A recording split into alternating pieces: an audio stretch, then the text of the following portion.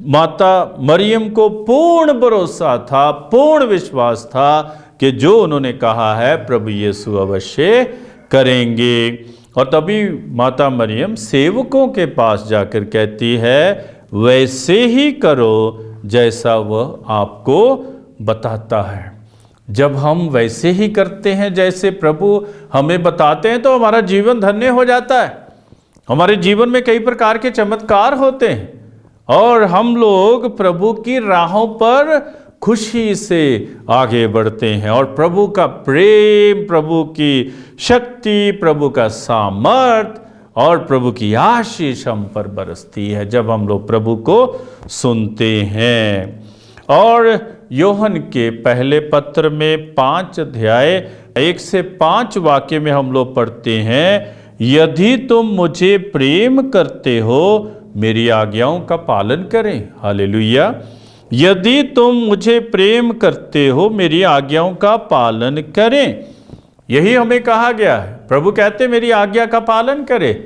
यदि आप मुझे प्रेम करते और यदि हम सही रूप में किसी की भी बात मानते, यदि हम लोग दो इंसान, दो मित्र हैं, दो मनुष्य जो हैं आपस में मित्र हैं, हम एक दूसरे की बात सुनते हैं क्योंकि हम एक दूसरे को प्रेम करते हैं।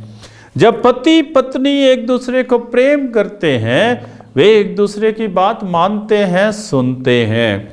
जब परिवार में प्रेम है, प्यार है, तब किसी भी प्रकार की परेशानी नहीं, क्योंकि सब कोई एक दूसरे की बात पर गौर करता है और मानता है। और यही हमें कहा जा रहा है कि आप प्रभु से प्रेम करते हैं तो प्रभु की आज्ञाओं का पालन करें।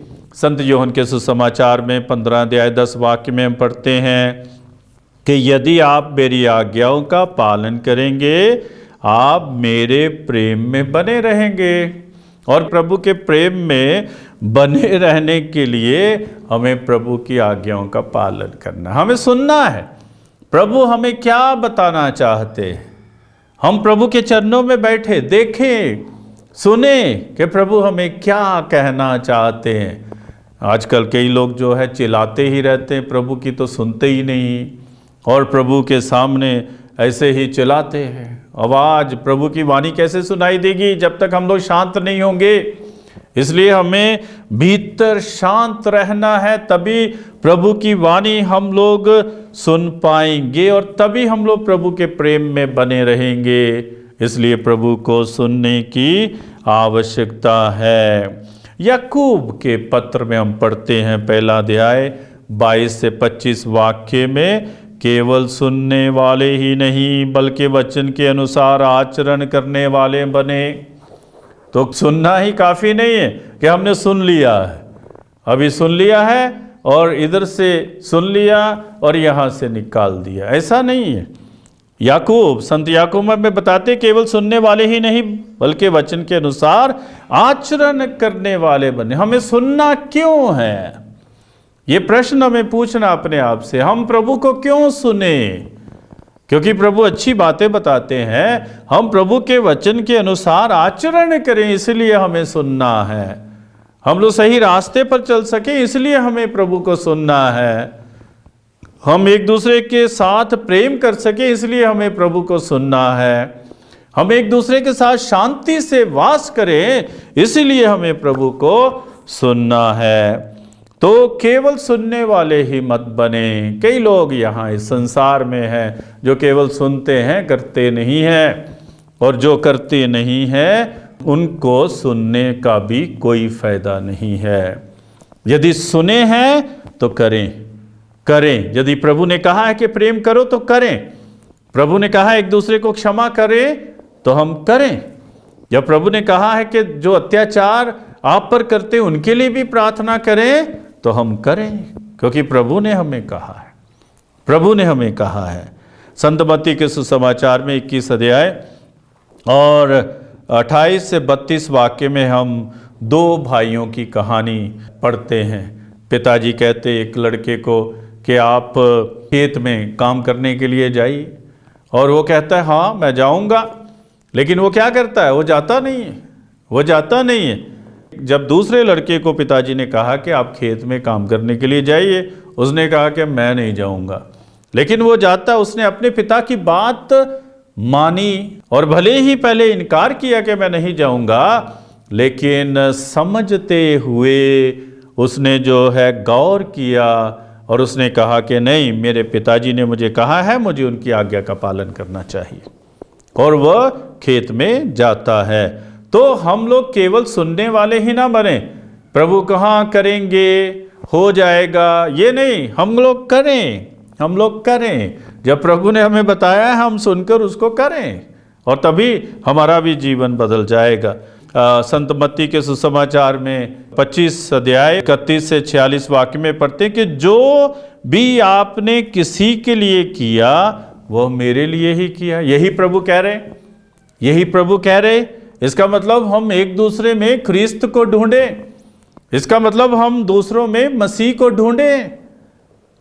को ढूंढें कि जो भी आपने किसी के लिए किया है वह मेरे लिए किया है। हमारा आचरण एक दूसरे के साथ ऐसा हो कि मैं मसीह को देख रहा हूं। बहुत समय पहले एक छोटी सी बात मैंने पढ़ी थी कि एक मठ था, मठ में कुछ लोग रहा करते थे, प्रभु पर विश्वास करते थे और पादरी लोग थे, और वहाँ पर बहुत ही अच्छा माहौल था, शांति थी, एक दूसरे के प्रति प्रेम था, क्षमा करके आगे बढ़ते थे। लेकिन धीरे धीरे एक दो लोगों ने बीच में शैतानी काम करना शुरू किया और मठ में से लोग जो हैं एक एक करके भागने लगे, जाने लगे। जो भरा रहता था वो खाली हो गया, करीब करीब खाली हो गया। और जब मठ भरा हुआ था तो चहल पहल रहती थी जानवरों की, और बहुत से जानवर वहाँ वास बनाकर बैठे हुए थे पेड़ों पर। और धीरे धीरे उन्होंने देखा कि जब इंसान भी नहीं तो हम यहाँ पर क्या करेंगे। तो बिल्कुल सन्नाटा छा गया। 3-4 लोग रह गए। उन्होंने आपस में मीटिंग की और मीटिंग करने के बाद उन्होंने कहा कि हाँ, बहुत दूर एक व्यक्ति है जो हमारा मसला हल कर सकता है।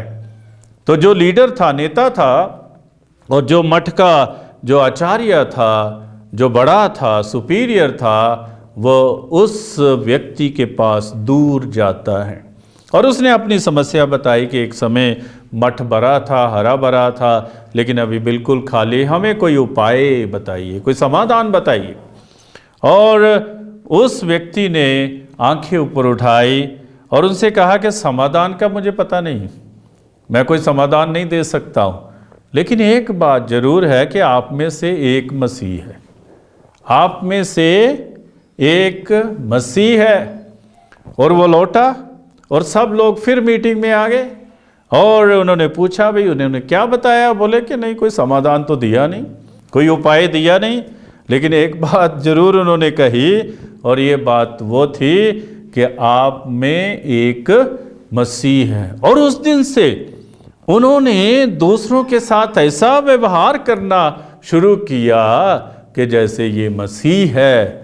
और प्रिय भाइयों तथा बहनों, फिर से मठ भर गया। क्यों? उन्होंने अच्छा आचरण एक दूसरे के प्रति करना शुरू किया, मसीह को ढूंढना शुरू किया, प्रभु यीशु को सुनना शुरू किया, और फिर से चहल पहल हुई, फिर से जानवर लौटे, फिर से लोग जुड़ने लगे, और फिर से वही शांति, वही क्षमा, वही प्यार उसमें पैदा हुआ। तो हमें ये समझना चाहिए कि हम एक दूसरे में मसीह को ढूंढें, ख्रिस्त को ढूंढें। हम में से कई लोग बहुत धार्मिक अपने आप को समझते हैं, धर्मी समझते हैं, लेकिन कभी कभी जब उनका आचरण हम देखते हैं तो हमारी धार्मिकता जो है मिट्टी में मिल जाती है।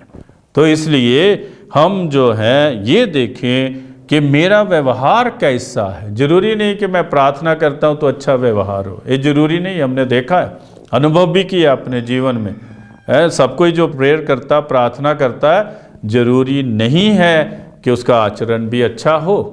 एक बार जब हम लोग मैं सरदना में था और वहाँ पर नए नए स्टूडेंट्स, विद्यार्थी आते थे फादर बनने के लिए, और उनमें से एक लड़के के साथ मेरी बातचीत हो रही थी और उस लड़के ने कहा कि मेरी माँ तो बहुत प्रार्थना करती है प्रेयर सेंटर में जाकर, लेकिन जब घर लौटती है तो पूरा घर सिर पर उठाया होता है। फिर क्या फ़ायदा, फिर क्या फ़ायदा। हम में से भी कई लोग ऐसे कि हम लोग जो है कहीं भी तीर्थ स्थान में जाना पसंद करते हैं, कैरिश्माई प्रार्थना में जाना पसंद करते हैं, वहाँ जागरण है वहाँ जाना पसंद करते हैं, और घर आकर गाली गलौच लड़ाई झगड़ा, तो फिर क्या फ़ायदा है।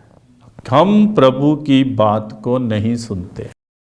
इसीलिए हमें बताया जा रहा है कि प्रभु की बात सुने, एक दूसरे में ख्रिस्त को ढूंढे, प्रभु यीशु को ढूंढे, मसीह को ढूंढे। संत यूहन्ना के सुसमाचार में 10 अध्याय 27 वाक्य में लिखा, मेरी भेड़ें मेरी आवाज़ को सुनती हैं, मैं उन्हें जानता हूँ और वे मेरा अनुसरण करती हैं। क्या हम प्रभु की भेड़ें हैं? क्या हम प्रभु की आवाज़ को सुनते हैं? क्या प्रभु मेरी आवाज़ को पहचानते हैं कि ये मेरी भेड़ है? ये सोचने की बात है, ये सोचने की बात है। तो किन बातों में प्रभु का अनुसरण करें? जो पहली बात है, यूहन्ना के सुसमाचार में 13 अध्याय 34 वाक्य में लिखा, एक दूसरे से प्रेम करें जैसे मैंने तुम्हें प्रेम किया है। ये मुझे समझाने की जरूरत नहीं, मैंने पहले भी इस पर बात की है। और दूसरी बात है, अफेसियों के नाम पत्र 4 अध्याय 32 वाक्य में लिखा, दयालु और करुणामय बने, एक दूसरे को क्षमा करे जैसे पिता ईश्वर ने प्रभु यीशु में हमें क्षमा किया है। हालेलुया। जैसे पिता ईश्वर ने हमें प्रभु यीशु में क्षमा किया, हम भी एक दूसरे को क्षमा करें, एक दूसरे को प्यार करें, एक दूसरे के प्रति दयालुता दिखाएं, करुणामय बने और एक दूसरे से प्रेम रखें। तभी हम लोग प्रभु के शिष्य कहला सकते हैं। और तीसरी बात है, संत मत्ती का सुसमाचार 7 अध्याय 1 वाक्य में लिखा, दोष मत लगाओ, दोष मत लगाओ। हम लोग घर में देखते हैं, परिवारों में देखते हैं, पति पत्नी के क्या झगड़े हैं, यही झगड़े, एक दूसरे पर दोष लगाना। आप तो ऐसा नहीं करते, आप ऐसा नहीं करते, आप मुझे घुमाते नहीं, आप मुझे घर से बाहर नहीं लेकर जाते, आप तो मेरे लिए कुछ लेकर ही नहीं आते, आप तो अपने आप के लिए ही सब कुछ करते हैं। और जो पति है वो भी अपनी पत्नी को ऐसी ही बातें कहते होंगे कि मुझे नहीं पता मेरे पीछे आप क्या करते हैं और कैसा आचरण करते हैं। दोष लगाते हैं, दोष ना लगाएं। अंग्रेजी में एक कहावत है कि जहाँ प्यार ज़्यादा होता है तो जो गलतियां हैं उनको अनदेखा कर दिया जाता है, और जहाँ प्यार कम होता है तब हमें दूसरों की गलती ही नजर आती है। तो प्यार बढ़ाएं, एक दूसरे के प्रति प्यार बढ़ाएं, तो आप जो है गलतियों को अनदेखा करेंगे। चौथी बात है, संत मत्ती का सुसमाचार 23 अध्याय 11 से 12 वाक्य में लिखा, जो अपने आप को विनम्र बनाता है वह ऊंचा उठाया जाएगा। प्रभु हमें बता रहे, विनम्र बनो, विनम्र बनो। मैं बताता हूं कि यदि परिवार में हर एक व्यक्ति विनम्र है, कभी लड़ाई झगड़ा नहीं हो सकता है। यह दावा है मेरा, यह दावा है कि यदि हर कोई विनम्र है तो कभी लड़ाई झगड़ा नहीं हो सकता है। तभी हम लोग एक दूसरे को ऊंचा उठाएंगे। जब हम विनम्र होते हैं एक दूसरे को ऊंचा उठाएंगे, लेकिन जब हम घमंड में जीते हैं तो हम दूसरों को नीचा दिखाएंगे, छोटा दिखाएंगे। कैसे परिवार चलेंगे? बहुत मुश्किल है, कठिन है। परिवार टूटेंगे, बनेंगे नहीं, उनका निर्माण नहीं होगा। इसलिए विनम्र बने। और पांचवी बात है, संत लूका के सुसमाचार के अनुसार 10 अध्याय 33 से 34 वाक्य में हम भले समारी की उदाहरण अपने जीवन में प्रयोग करें कि दूसरों की सेवा में हम जीवन बिताएं। कैसे उसने दयालुता दिखाई उस व्यक्ति के प्रति जो जख्मी था, जो घायल था, उसके प्रति उन्होंने दयालुता दिखाई। हम भी एक दूसरे के प्रति दयालु बने। छठी बात है, योहन 14 अध्याय 13 वाक्य, जो भी आप मेरे नाम पर मांगते हैं वह तुम्हें दिया जाएगा। जब आप ऐसा आचरण करते हैं तो जो भी आप मेरे नाम पर मांगते हैं वह तुम्हें दिया जाएगा। तो इसलिए हम सही आचरण करें। और 7वीं बात है मत्ती का सुसमाचार 5 अध्याय 9 वाक्य, धन्य है शांति फैलाने वाले, वे ईश्वर की संतान कहलाएं। मैं कुछ दिन पहले एक बात देख रहा था। मम्मी ने खाना जो है परोसा और डैडी और इनका बेटा बैठा था, और बेटे ने जो है कहा कि खाना तो उतना टेस्टी नहीं है, स्वादिष्ट नहीं है, ये कैसा खाना बनाया है। और तब पिताजी से पूछा गया कि क्या ये जो लड़का बोल रहा है सही है, और उसने कहा कि नहीं, खाना बहुत अच्छा है, बहुत स्वादिष्ट है, बढ़िया है, बढ़िया है। जब उनकी माँ चली गई लड़के की, उसने कहा कि पापा खाने में तो ऐसा है वैसा है, फिर आप कैसे बोल रहे कि स्वादिष्ट है। तो उसने कहा कि बेटा कोई बात नहीं, जब आपकी शादी हो जाएगी आप भी समझ जाएंगे। तो परिवार में शांति रखने के लिए अपने अपने तरीके हैं, अपने अपने तरीके। उसने ये भी बताया कि परिवार में शांति रखने के लिए हमें कुछ तरीके अपनाने पड़ते हैं। तो ये तरीके अपनाएं, हम लोग शांति फैलाने वाले बने, नुक्ताचीनी नहीं करें, छोटी छोटी बातों में हम लोग जो है दोष ना लगाएं, हम लोग गलती ना निकालें। तो हम लोग जो है शांति फैलाने वाले बने। और 8वीं बात है योहन के पहले पत्र से 2 अध्याय 29 वाक्य में लिखा कि धार्मिकता, विश्वास, प्रेम और शांति की खोज में लगे रहें। धार्मिकता, विश्वास, प्रेम और शांति की खोज में लगे रहें। हम किसकी खोज में हैं? कि एक दूसरे के सामने हम आ जाएं तो हम लोग गलती निकालें, दोष निकालें और लड़ाई झगड़ा शुरू करें? नहीं, हमें ये बताया जा रहा है कि धार्मिकता, विश्वास, प्रेम और शांति की खोज में लगे रहें, तभी तो हम प्रभु को सुनेंगे। जब हम प्रभु को सुनते हैं तो हम शांति की खोज में लगेंगे, विश्वास की खोज में लगेंगे, धार्मिकता की खोज में लगेंगे, प्रेम की खोज में लगेंगे। और 9वीं बात है संत मत्ती के सुसमाचार 4 अध्याय 17 वाक्य, पश्चाताप करें। प्रभु कहते पश्चाताप करें, ईश्वर का राज्य निकट है। पापों से मुंह मोड़े, पश्चाताप करें, पापों से मुंह मोड़े, ईश्वर का राज्य निकट है। और 10वीं बात और आखिरी बात है, और भी बातें हो सकती, जो मैंने ये बातें लिखी हैं वो मैं बता रहा हूँ कि संत पतरुस के पहले पत्र में लिखा है 4 अध्याय 13 वाक्य, आनंदित हो, रिजॉइस, रिजॉइस, आनंदित हो, क्योंकि आप प्रभु यीशु के दुख भोग में सहभागी हैं। तो हम आनंदित रहे।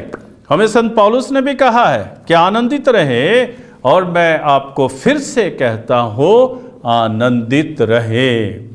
तो जब हम लोग प्रभु यीशु को सुनेंगे, प्रिय भाइयों तथा बहनों, प्रिय मित्रों, प्रिय दोस्तों, हमारा जीवन बदल जाएगा, हमारा नजरिया बदल जाएगा, हमारी सोच बदल जाएगी, हमारी विचारधारा बदल जाएगी, हमारी दिशा बदल जाएगी और हमारी दशा भी बदल जाएगी। तो इसलिए प्रभु की सुने। यदि हम अपने जीवन को धन्य बनाना चाहते हैं, यदि हम अपने जीवन को सही तरीके से जीना चाहते हैं, यदि हम अपने जीवन को खुशी से, आनंद से जीना चाहते हैं, यदि हम लोग इस संसार में अपने जीवन को सफल बनाना चाहते हैं, पिता और पुत्र और पवित्र आत्मा के नाम पर आमीन।